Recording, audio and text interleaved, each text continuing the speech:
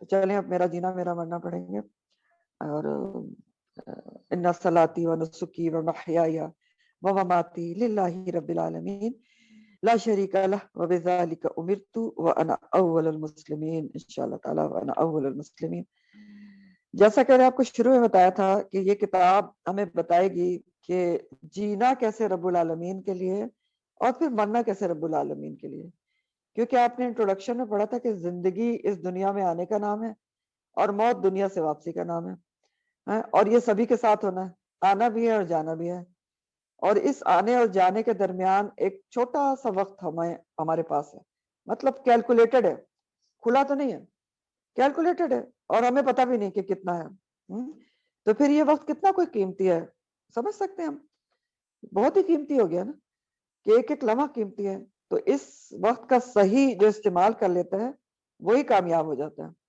اور صحیح استعمال کون کرتا ہے؟ جس کو صرف اپنے آغاز کا پتہ نہیں ہوتا، اپنے انجام کی طرف بھی دھیان ہوتا ہے. تو اسی لیے یہ کتاب انجام کی طرف بھی دھیان دلائے گی، اور اسی سلسلے میں آگے بات شروع ہو رہی ہے. پچھلی دفعہ بھی آپ نے پڑھا تھا اسی سلسلے میں. انجام کو جو یاد نہیں رکھتے وہ کبھی بھی اپنا حال سدھار نہیں سکتے. کیوں نہیں سدھار سکتے؟ کیونکہ دیکھیں ہم انجام کے بارے میں سننا ہی نہیں چاہتے، اچھا ہی نہیں لگتا ہمیں. ہم کہتے ہیں کہ انجام کی بات کوئی کرتا ہے تو کہتے ہیں کہ وہی بات ہے جو میں آپ سے بار بار کرتا ہوں. آپ دیکھیں، سوچ کے دیکھیں، اپنے آس پاس کر کے دیکھیں. جہاں آپ انجام کی بات کریں گے وہ تم بس ابھی چھوڑ دو، ابھی کون سا میں مرنے والی ہوں. ٹھیک، اس قسم کی باتیں سننے کو ملتی ہیں. تو اگر جب تک ہمارا یہ ایٹیچیوڈ رہے گا تو ہم آخرت کی تیاری نہیں کر سکتے. ٹھیک، نہیں کر سکتے نا، جب تک دھیان ہی نہیں ہے تو کیسے تیاری کریں. تو بہرحال یہاں آج کا ٹاپک ہے آپ کا پیج نمبر 54 ہے میرے پاس، آخری سفر کی تیاری. وفات سے پہلے قریب المرء شخص کے پاس موجود حاضرین پر کچھ ذمہ داریاں عائد ہوتی ہیں. بہت قریب، بہت ہی امپورٹنٹ ترین یہ چیزیں ہیں کہ یہ جملہ یاد رکھیں کہ جو قریب المرء شخص ہوتا ہے اس کے پاس جو اس کے رشتہ دار ہوتے ہیں، قریبی جو موجود ہوتے ہیں، حاضر ہوتے ہیں، ان کے اوپر کچھ ذمہ داریاں عائد ہوتی ہیں اور جن کا اکثر لوگ خیال نہیں کر پاتے. تو ہمارے نبی محمد صلی اللہ علیہ وآلہ وسلم کے مرض الموت کی کیفیات کے حوالے سے ان کا یہاں تذکرہ کیا جا رہا ہے. یعنی ان کے حوالے سے ان کا جو حال تھا، جو کچھ انہوں نے کیا، اس کے حوالے سے ہم سیکھیں گے کہ گھر میں، اب یہ تو ہر گھر میں ہی ہوتا ہے کہ کوئی جا رہا ہوتا ہے تو اس کے ساتھ پھر کس طرح سے آپ نے کیا کچھ کرنا ہے. نمبر 1 ہے قریب ترین عزیز کا قرب. زیادہ بیمار کے پاس موجودہ لوگوں کا فرض ہے کہ وہ روز بروز اگر مرض کو بڑھتا ہوا دیکھیں مریض کا، تو ایسے وقت میں اس کے نزدیک اس شخص کو رہنے کا موقع دیں جس کی رفاقت اس کی زندگی میں زیادہ محبوب رہی ہو. ٹھیک، اور اپنے حق میں وہ زیادہ اس کو پرخلوص سمجھتا ہو. تو آخری دنوں میں وہ وصیت سے متعلق کچھ مزید ہدایات دینا چاہتا ہو یا کوئی بھی ضروری بات کہنا چاہتا ہو تو سہولت کے ساتھ، اس اعتماد کے ساتھ اپنے ساتھی سے بیان کر سکے. اللہ کے رسول صلی اللہ علیہ وسلم نے وفات سے پہلے آخری ہفتہ اپنی محبوب ترین بیوی سیدنا عائشہ رضی اللہ تعالیٰ عنہ کے مقام میں قیام فرمایا، اور وہی آخری لمحات تک آپ کے قریب ترین رہی. بخاری کے حوالہ ہے. تو اس میں یہ بتایا جا رہا ہے کہ اگر کسی کا بہت زیادہ بیمار ہو گیا ہے، اور مطلب قرین اندازہ یہ ہے، اللہ تعالیٰ بہتر جانتے ہیں کہ اب اس کا آخری وقت ہے، تو اس کے پاس اس شخص کو رہنے کا موقع دیں. اب وہ بیمار کہہ نہیں پاتا، کئی دفعہ وہ کٹسی میں نہیں کہتا کہ یہ فلاں شخص میرے پاس نہیں ہے اور فلاں شخص کو میرے پاس رہنے دو.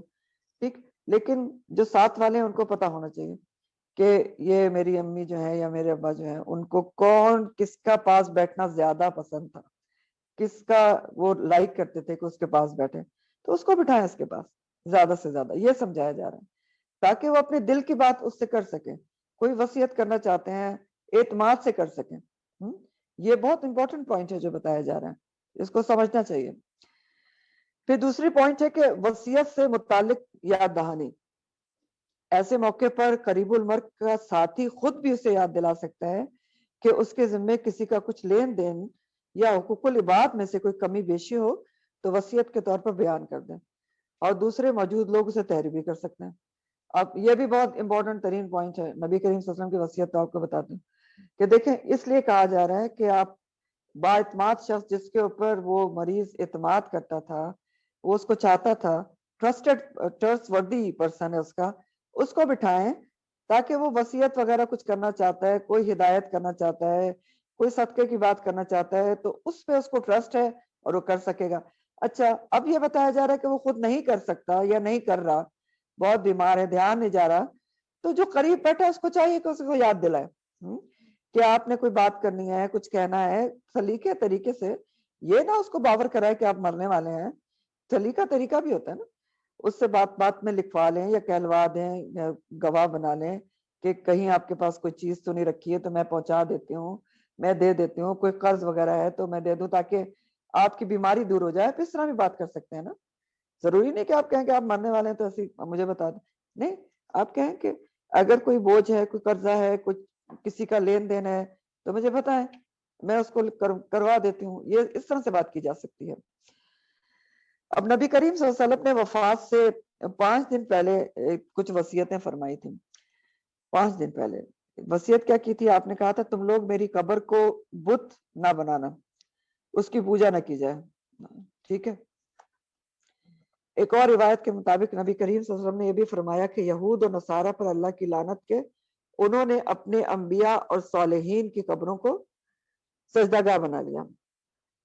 سیدنا عائشہ نے فرمایا کہ رسول اللہ صلی اللہ علیہ وسلم کے 6 یا 7 دینار آپ صلی اللہ علیہ وسلم کی بیماری میں میرے پاس پڑے ہوئے تھے، 6 یا 7 دینار، تو آپ صلی اللہ علیہ وسلم نے مجھے حکم دیا کہ ان کو تقسیم کر دو، تو میں ان کی بیماری میں مشغول ہو گئی، بھول گئی۔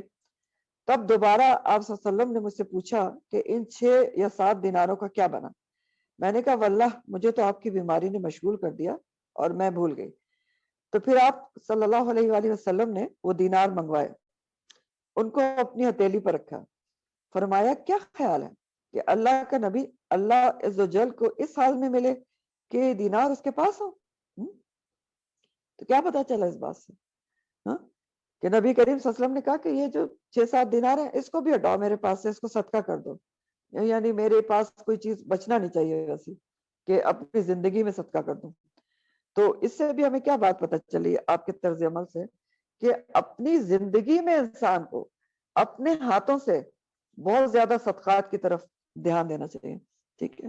اور مریض کے پاس جو انسان بیٹھا ہوا ہو اس کو پھر یہ باتیں زیادہ یاد بھی دلانا چاہیے، اور اگر نہ بھی یاد دلائیں تو اس کی طرف سے کر دینا چاہیے کہ بہت زیادہ صدقات وغیرہ اس کی طرف سے کریں یا اس سے کروائیں، کہہ کے موٹیویٹ کر کے جاریہ کے کاموں میں لگوا دیں، کچھ بھی یاد دلائیں اس کو۔ پھر جو اگلا پوائنٹ ہے وہ بھی بہت امپورٹنٹ ہے، اور یہ بھی ہم پوائنٹ اکثر بھول جاتے ہیں جب ہم مریض کے پاس بیٹھے ہوتے ہیں۔ رسول اللہ صلی اللہ علیہ وسلم کی وفات سے یعنی شور اور ہنگامے سے پرہیز کرنا، یہ ہے اگلا پوائنٹ کہ نبی یہ جب آپ مریض کے پاس بیٹھے ہیں، وہ بیچارہ بیمار ہے، ٹھیک، ابھی بیمار ہی ہے، کچھ بھی ہے، پیشنٹ ہے کسی بھی چیز کا، تو اس کے پاس بیٹھ کے شور و ہنگامہ نہ کریں۔ اور یہ ہم اکثر بھول جاتے ہیں، آپ دیکھیں یہ روزمرہ زندگی میں ہوتا ہے کہ لوگ آتے ہیں تیمارداری کرنے کے لیے، اس کے بعد مریض کے کمرے میں ایک جمگٹا ہوتا ہے، چاہے ہاسپٹل ہو یا گھر ہو، اور گھنٹوں جو ہے گھنٹوں کے حساب سے وہاں چیٹنگ چل رہی ہوتی ہے مختلف موضوعات کے اوپر، ٹھیک ہے، ایون سیاست کے اوپر گرما گرمی ہو رہی ہوتی ہے، پوری دنیا کی باتیں ہو رہی ہیں، فلاں کا رشتہ ہو گیا، فلاں کی طلاق ہو گئی، فلاں کا یہ ہو گیا۔ آپ اس وقت مریض کی کیفیات سمجھنے کی کوشش کریں۔ ہاں میں اس لیے سمجھ سکتی ہوں کہ کچھ آپریشنز وغیرہ ہوئے ہیں اور اس وقت ایسی صورتحال سے گزر چکی ہوں، تو اس وقت مریض کو بہت برا لگ رہا ہوتا ہے کہ میں تکلیف میں ہوں، ان کو یہ دنیا داری کی باتیں سوچ رہی ہیں، عجیب لوگ ہیں، تو اس کو وہ کہہ نہیں سکتا لیکن اس کو سخت کوفت ہو رہی ہوتی ہے، ٹھیک۔ اور اسی سلسلے میں آپ دیکھیں رسول اللہ صلی اللہ علیہ وسلم کی وفات سے 4 روز پہلے کسی اختلافی مسئلے پر جب لوگوں کا شور بلند ہونے لگا تو آپ صلی اللہ علیہ وسلم نے فرمایا میرے پاس سے اٹھ جاؤ، ٹھیک ہے، یعنی آپ کو سخت کوفت ہوئی اور برا لگا تو آپ نے کہا میرے پاس سے اٹھ جاؤ۔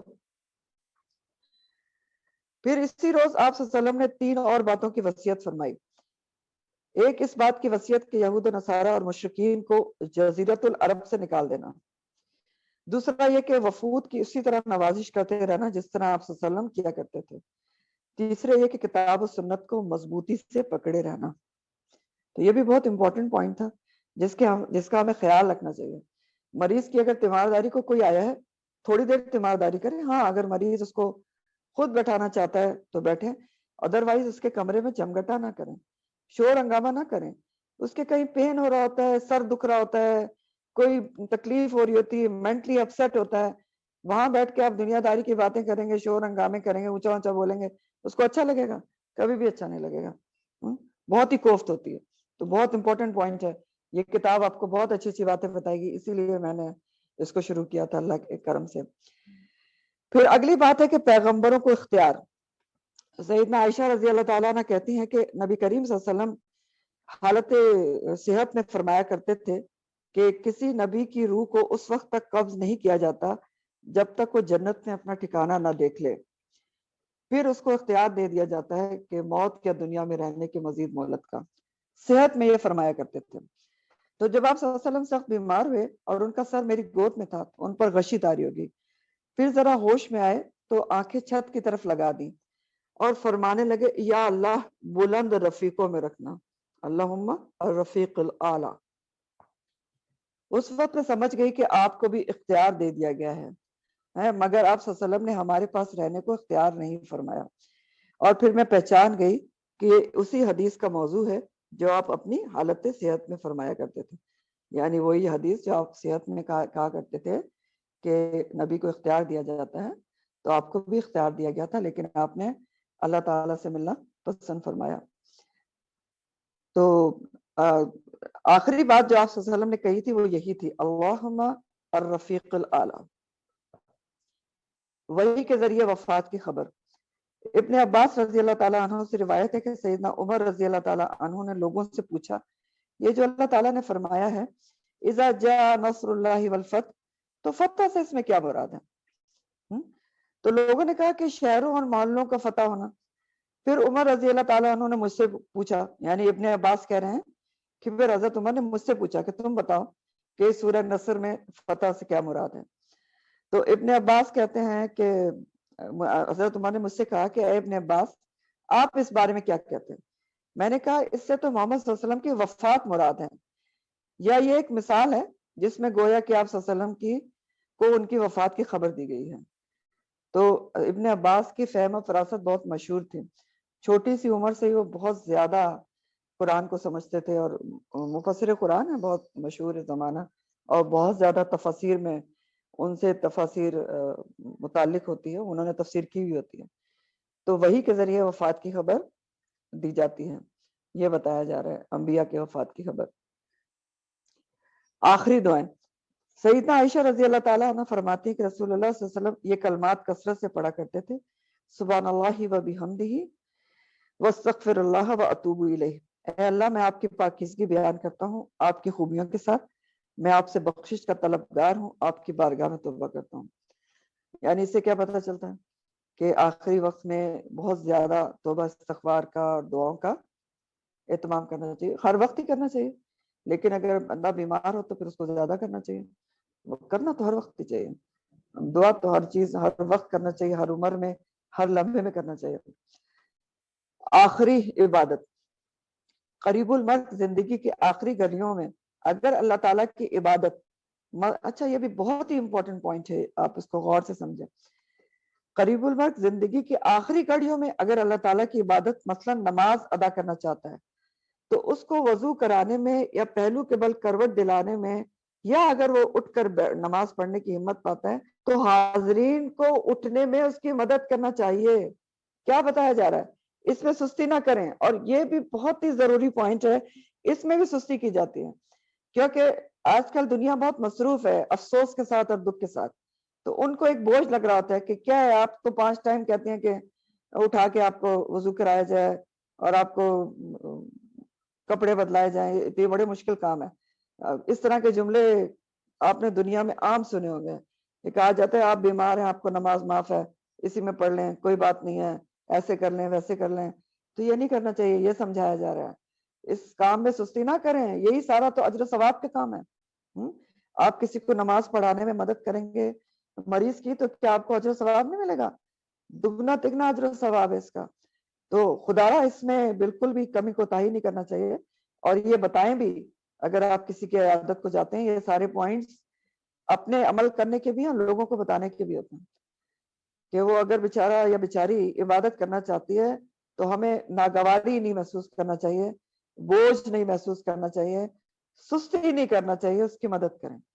ٹھیک ہے، اگر کپڑے ناپاک ہو گئے تھوڑی محنت کریں، یہی تو کام ہے جو آپ کے کام آنے والے.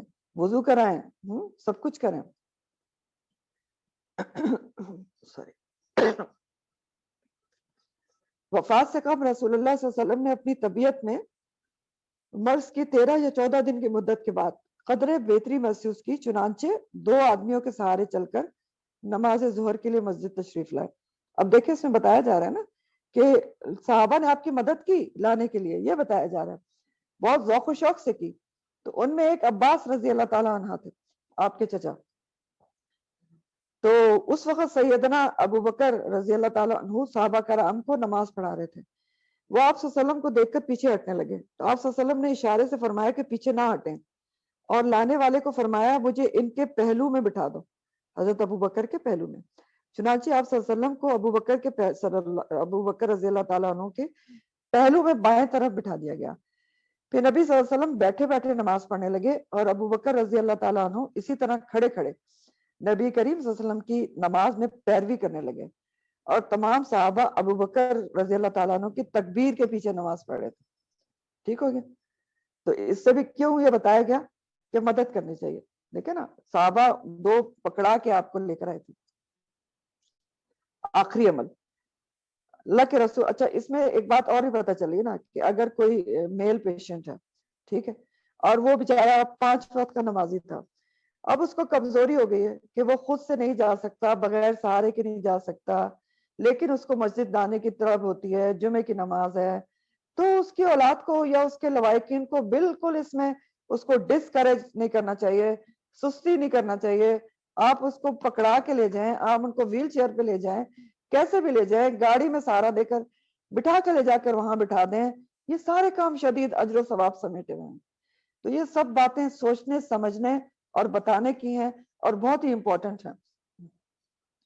آخری عمل، اللہ کے رسول صلی اللہ علیہ وآلہ وسلم کو طہارت اور پاکیزگی کا حالت نظام میں بھی اتنا ہی خیال تھا جتنا کہ اپنی حیات مبارکہ میں ہوا کرتا تھا.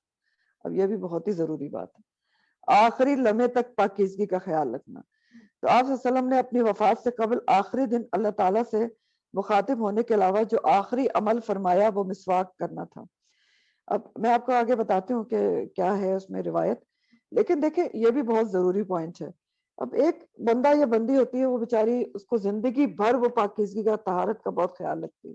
بہت سارے لوگ ہوتے ہیں کہ ان کو بہت زیادہ طہارت کا خیال ہوتا ہے، اپنی پاکیزگی کا خیال رکھتے ہیں، پھر اللہ کے حکم سے ایسا کچھ ہو جاتا ہے کہ وہ نہیں خود سے اپنی طہارت کر سکتے، پاکیزگی نہیں اختیار کر سکتے. تو میں بار بار کہہ رہی ہوں کہ خدارا ایسے لوگوں کو، ایسے مریضوں کو ناپاک نہ رہنے دیں. یہ آپ کے اوپر اوبلیگیٹری ہے کہ آپ ان کی صفائی کریں. یہ زندگی میں اگر آپ کی امی، آپ کی ساس، آپ کی بہن، کوئی بھی، آپ کے ابا صاف ستھرے رہتے تھے، پاکیزہ رہتے تھے، تو آپ ان کی مدد کریں، ان کو پاکیزہ اور صاف ستھرا رہنے میں، کہ ان کے آخری جو دن ہے وہ سکون سے رہیں. جو ایک انسان ساری زندگی صاف ستھرا رہتا ہو، اگر آخری زندگی میں وہ ناپاکی کی حالت میں ہو تو اس کو سخت تکلیف ہوتی ہے. اس کے احساسات کو سمجھیں. بول نہیں سکتا اس وقت آدمی، ہمیں سمجھنا ہوتا ہے اس کے احساسات کو کہ یہ میرے جو بھی ہے رشتہ دار، ان کو میری ماں جو ہے، یہ میری جو باپ ہے، ان کو بہت زیادہ صفائی پسند ہے، تو میں ان کی صفائی اسی طرح مینٹین کروں.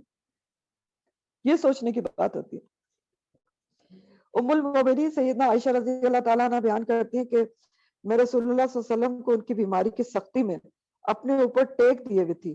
اتنے میں عبد الرحمن بن ابی بکر، سیدنا عائشہ کے بھائی، ایک تازہ مسواک لیے ہوئے آئے. میں نے دیکھا کہ آپ صلی اللہ علیہ وسلم مسواک کو دیکھ رہے ہیں. اب دیکھیں، آپ صلی اللہ علیہ وسلم دیکھ رہے تھے، آپ سے بولا نہیں جا رہا تھا. ٹھیک. تو ایسا بہت سارے مریضوں کے ساتھ ہوتا ہے کہ وہ بول نہیں پاتے، کبھی بہت زیادہ ویکنس ہو جاتی ہے، کبھی کوئی ایسی بیماری ہوتی ہے کہ بول نہیں سکتے، لیکن وہ دیکھ رہے ہوتے ہیں، اور ان کو صفائی کی چیزوں کی طلب ہو رہی ہوتی ہے، تڑپ ہو رہی ہوتی ہے کہ کاش یہ میرا جو بندہ ہے، یہ میری بیٹی ہے، یہ میرا بیٹا ہے، یہ میری بہو ہے، یہ میری صفائی کر دے. تو ان کے دل میں یہ سخت تڑپ ہو رہی ہوتی ہے. تو اس تڑپ کو محسوس کرنا چاہیے. تو آپ مسواک کو دیکھ رہے تھے، تو حضرت عائشہ فرماتی کہ مجھے معلوم تھا کہ آپ صلی اللہ علیہ وسلم مسواک کو پسند فرماتے تھے. دیکھیں معلوم تھا نا. تو میں نے عرض کیا کیا یہ مسواک آپ کے لیے لے لوں؟ تو آپ صلی اللہ علیہ وسلم نے اشارہ فرمایا ہاں. تو میں نے عبد الرحمان سے مسواک لے کر تراشی اور اپنے دانتوں سے نرم کی، پھر پانی سے صاف کر کے نبی کریم صلی اللہ علیہ وسلم کو دی. آپ صلی اللہ علیہ وسلم نے بہت اچھی طرح سے اس کو اپنا دانتوں پر پھیرا. اب کیا پتا چل رہا ہے؟ آخری لمحے تک صفائی اور پاکیزگی کا خیال ہونا چاہیے. انسان کو خود بھی ہونا چاہیے اور ساتھ والوں کو بھی اس کی صفائی اور پاکیزگی کا خیال رکھنا چاہیے، اور خود بھی انسان کو اپنے لیے دعا کرنا چاہیے. یہ بہت امپورٹنٹ ترین دعا ہے اپنے لیے، ہم سب کو کرنا چاہیے کہ یا اللہ، حسن خاتمہ میں یہ بھی دعا ہے کہ میرا خاتمہ پاکیزگی کی حالت میں ہو، ٹھیک ہے، طہارت کی حالت میں ہو. آخری دم حالت نہایت نازک ہونے کی وجہ سے قریب المرگ کو خود ذکر و اذکار کی ہمت نہ ہو تو اس کے قریبی عزیز کو اس پر ہاتھ پھیرتے ہوئے معوذات اور مسنون دعائیں پڑھ کر دم کرنا چاہیے. سیدنا عائشہ رضی اللہ تعالی عنہا نے رسول صلی اللہ علیہ وسلم کی وفات سے قبل انہیں اپنے سینے سے ٹیک دے رکھی تھی اور معوذات سورہ اخلاص، سورہ فلق اور سورہ ناس اور رسول اللہ صلی اللہ علیہ وسلم سے حفظ کی ہوئی دعائیں پڑھ کر آپ صلی اللہ علیہ وآلہ وسلم پر دم کرتی جاتی تھی، اور برکت کی امید میں آپ صلی اللہ علیہ وسلم ہی کا ہاتھ پکڑ کے آپ صلی اللہ علیہ وسلم کے جسم اطہر پر پھیرتی جاتی تھی. ہمیں کیا پتا چلا کہ اگر مریض خود نہیں پڑھ پا رہا تو ہم اپنا رائٹ ہینڈ اس کے جسم پر پھیریں، اور جتنی دعائیں ہمیشہ شفا کی پتہ ہیں، جتنی معوذات پتہ ہیں، سورہ یہ فاتحہ ہے، یہ اس کے اوپر پڑھ کے دم کرنی چاہیے، بجائے اس کے کہ صرف قریب بیٹھ کے رونا دھونا انسان کرتا رہے. آخری کلام ام المومنین سیدنا عائشہ رضی اللہ تعالیٰ عنہ فرماتی ہیں وفات کے وقت رسول اللہ صلی اللہ علیہ وسلم کے سامنے پانی کا ایک کٹورا رکھا تھا. آپ صلی اللہ علیہ وسلم اپنے دونوں ہاتھ پانی میں ڈالتے اور منہ پر پھیرتے اور فرماتے لا الہ الا اللہ ان للموت سکرات، اللہ کے سوا کوئی معبود نہیں اور بے شک موت کے لیے سختیاں ہیں. آخر میں آپ نے اپنا ہاتھ اٹھایا اور فرمایا اللہم اغفر لی وارحمنی والحقنی بالرفیق الاعلیٰ، اے اللہ مجھے بخش دے، مجھ پر رحم فرما اور مجھے رفیق اعلیٰ سے جا ملا دے. بخاری ہے. یہی آپ صلی اللہ علیہ وسلم کا آخری کلام تھا. تو اللہم جعلنا منہم، ہمیں بھی اللہ تعالیٰ اس طرح کے آخری کلام بولنے کی توفیق عطا فرمائے.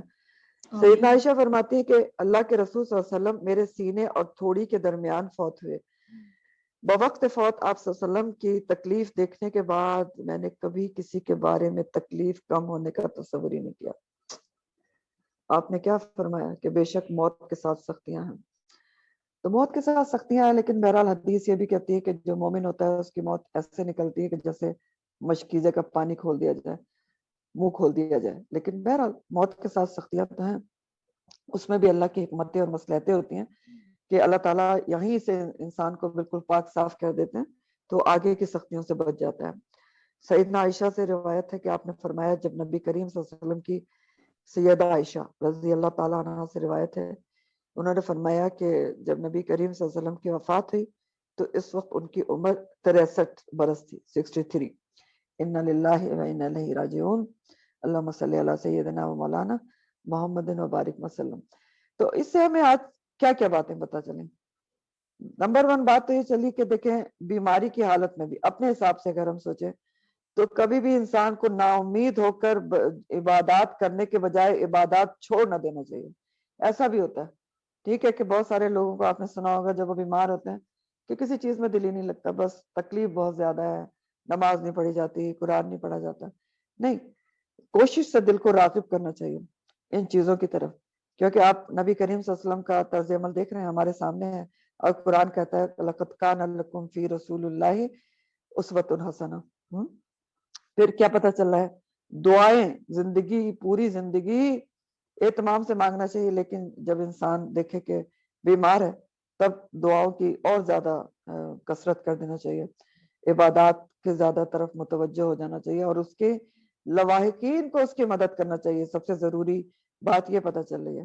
اور انسان کو خود اگر جب وہ ساری زندگی اچھا ہی کام کرے، صدقات کرے، جاریہ کے کام کرے، لیکن جب وہ دیکھتا ہے کہ میں بیمار ہوں اور کوئی ایسی بیماری ہے کہ زندگی موت تو اللہ کو پتہ ہے، لیکن کوئی ایسی بیماری ہوتی ہے نا کہ جس میں ایک یہ اندازہ ہو رہا ہوتا ہے انسان کو کہ اس میں شاید حسن خاتمہ قریب ہے، تو پھر صدقہ جاریہ کے کام ضرور اس کی طرف توجہ کرنا چاہیے، اور اس کے ساتھ والوں کو بھی دھیان دلانا چاہیے کہ وہ اپنی طرف سے اپنے ہاتھ سے صدقہ جاریہ کے کام کر کے جائے جو اس کے بعد اس کے کام آئے. کیونکہ دیکھیں ہم خود اگر صدقہ جاریہ کے کام نہیں کر کے جاتے، ٹھیک ہے، تو مجھے نہیں معلوم کہ میرے بعد میری اولاد میرے لیے صدقہ جاریہ کے کام کرتی ہے یا نہیں کرتی، یعنی کنفرم نہیں ہے، کر بھی سکتی نہیں بھی کر سکتی. تو بہتر کیا ہے کہ انسان خود کر کے جائے. اور اسی لیے اللہ تعالیٰ نے آپ دیکھیں کہ وصیت کی آپشن ہمیں دی ہوئی ہے 1/3 کے اوپر کہ ہم اسے صدقہ جاریہ کے کام اپنی زندگی میں وصیت بھی کر کے جا سکتے ہیں. اور وصیت کے علاوہ خود کر کے بھی تو جا سکتے ہیں نا، کہیں جاریہ کے کاموں میں پیسہ لگا کر جائیں. کوئی جاریہ کے بہت سارے کام ہیں، مسجد بنا دیں، مسجد بنانے میں حصہ لے لیں، وہاں پیسے لگا دیں، کہیں کنواں کھدوا دیں، پانی کا کوئی اور بندوبست کروا دیں، نشر و اشاعت میں قرآن کی یا کسی جو دین کی نشر و اشاعت ہے اس میں پیسے لگا دیں. یہ آپ کے لیے سب صدقہ جاریہ ہی چیزیں ہیں. نشر و اشاعت کا کام بھی بہت بڑا صدقہ جاریہ ہے کہ جب تک لوگ اس چیز کو پڑھیں گے تو آپ کو بھی اس کا اجر ملتا رہے گا. تو آخر دعوانا الحمدللہ رب العالمین. سبحانک اللہم و بحمدک نشہد ان لا الہ الا انت نستغفرک و نتوب الیک. سبحان ربک رب العزت عما یصفون وسلام علی المرسلین والحمد للہ رب العالمین. ربنا تقبل منا انك انت السميع العليم وتب علينا انك انت التواب الرحيم. آمین یا رب العالمین. السلام علیکم ورحمۃ اللہ وبرکاتہ.